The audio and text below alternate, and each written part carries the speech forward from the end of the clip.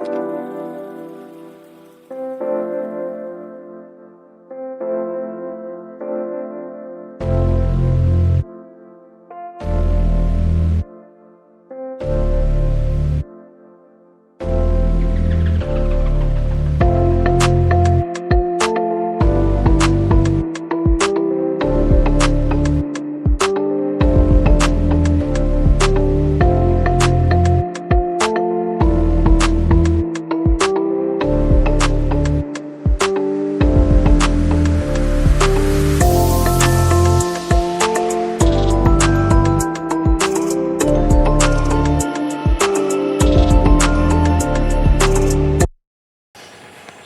विंध्य गंगा की ओर से आप सब लोगों को सादर नमन।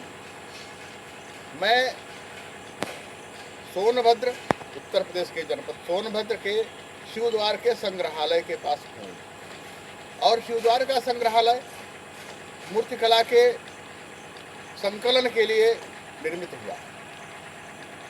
इसका सन 2006 में तत्कालीन मुख्यमंत्री मुलायम सिंह यादव ने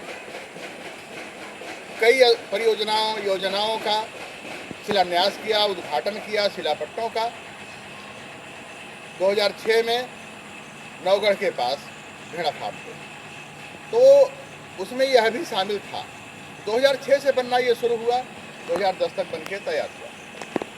उसके बाद उनके सुपुत्र अखिलेश जी की सरकार आई, मायावती जी की सरकार आई, सरकारें आती गईं जाती गईं, लेकिन इस व्यवस्था से, इस चिंतन से, इस मनोवृत्ति से कोई तारतम्य दूर दूर तक कहीं का नहीं रहा किसी का। यह मुझे आज आप लोगों के सामने बड़े विदग्ध हृदय से बोलना पड़ रहा है। यहाँ की मूर्तिकला विच्छिन्न हो चुकी है, छिन्न भिन्न हो चुकी है, कहीं खंडित है तो कहीं मंडित भी है, लेकिन उसका संकलन नहीं हो पाया। अंदर इसके बड़े प्रयास से, बड़ी मेहनत के बाद, मेहनत का कोशिशों के बाद कुछ प्रतिमाओं के चित्र हमने लिए, हमने दिखाए हैं, दिखाने का प्रयास कर रहे हैं आपको इसी पे। लेकिन इस बार आप देखेंगे, लेकिन बाहर जो इससे अच्छी इससे खंडित भी और मंडित भी बड़ी बड़ी प्रतिमाएं भी बाहर फेंकी पड़ी हैं। और जगहों की प्रतिमाएं कुछ हमने दिखाए आपको, और इसके पहले भी अन्य स्थानों की बातें हम करें तो बहुत कुछ इस परिक्षेत्र में बिखरा पड़ा है।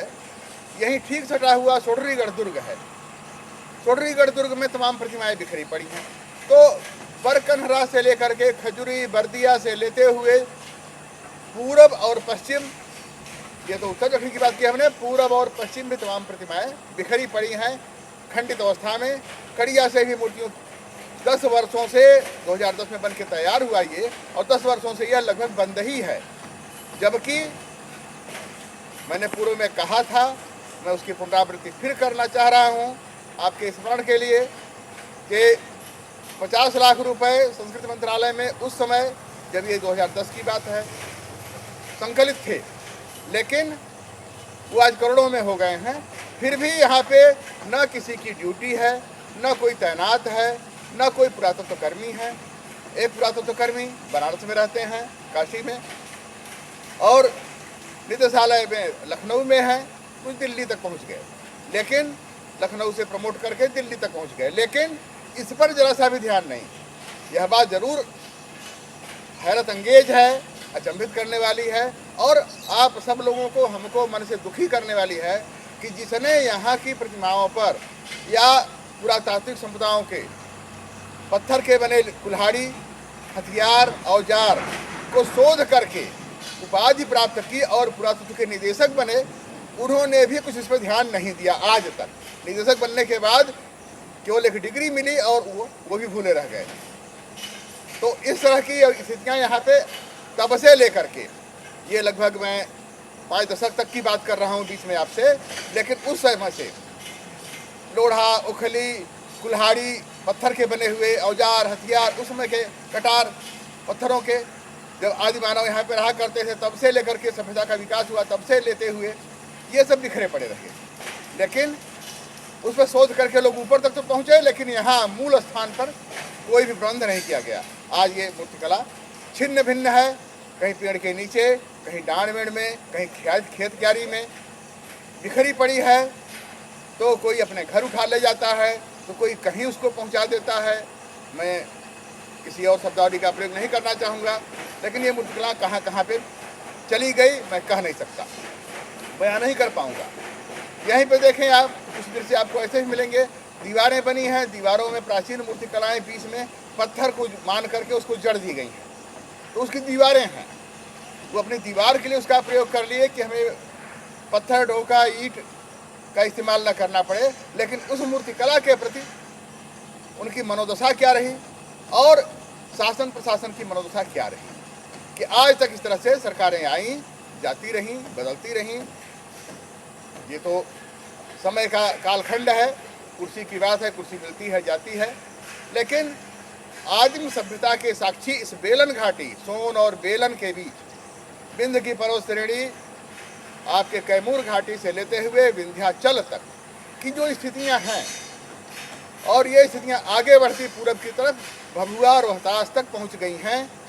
जहाँ पे भभुआ में देखेंगे आप, जिसे कैमूर, जिला कैमूर कहते हैं, कैमूर यहाँ भी है, वहाँ भी है, लेकिन जिला कैमूर कहते हैं, वहाँ भी मां मुंडेश्वरी की प्रतिमा जो बनी है, वह भी कितना मंदिर विदीर्ण कर दिया गया है, कुछ मंदिर कुछ अवशेष बचा है अष्टकोणीय, वो भी है। तो पूरा एक क्षेत्र पूरा ये बन गया यहाँ से वहाँ तक, एक लंबी दूरी तक में। लेकिन मूर्तियों का कोई, सहस्त्रलिंगी शिव हैं और तरह के शिवालय हैं, और मूर्तियाँ बिखरी पड़ी हैं, पंचमुखी हैं, अर्धनारीश्वर हैं, तरह तरह के 5 प्रकार के शिवलिंग यहाँ पाए जाते हैं और मूर्तियाँ हैं। और हाँ, एक विषय और मैं कहना चाहूँगा आपसे कि यहाँ की मूर्तियाँ जो हैं वो विवसना नारी के रूप में कह लें, अर्धनग्न अवस्था में, नग्नावस्था में, आलिंगनबद्ध, मैथुन रथ प्रक्रियाओं से जुड़ी हुई खजुराहो की शैली की तर्ज पर भी यहाँ पे मूर्तियाँ पाई जाती हैं। तो अनेक और तरीकों से और माँ लक्ष्मी की मूर्ति पाई गई। तो ये तो एकलाल श्रीवास्तव जी का जो कथानक है कि उनसे प्रेरणा लेते हुए मानव को आकृति दी जाती है, और लक्ष्मी का पुत्र होना केवल मानव का ही दायित्व बनता है, उतना वो उसके अंदर गुणवत्ता उतनी प्रकीर्णित होती है। तो इस तरह से ये लक्ष्मी का क्षेत्र है, यह भी लक्ष्मी का क्षेत्र है पूरी तरह से।